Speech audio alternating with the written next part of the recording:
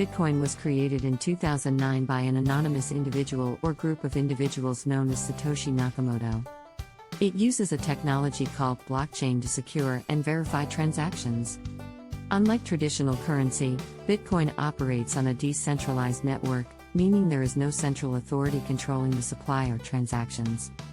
Instead, transactions are recorded on a public ledger called the blockchain. Bitcoin can be bought and sold on cryptocurrency exchanges, and can also be used to make purchases at merchants that accept it. With the help of mobile apps and online wallets, using Bitcoin is becoming increasingly easy and convenient. The value of Bitcoin can be highly volatile, but many see it as a promising investment opportunity.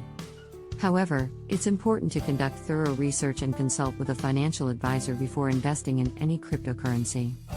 Bitcoin, the decentralized digital currency that's changing the way we think about money. But always be careful and do your own research before investing.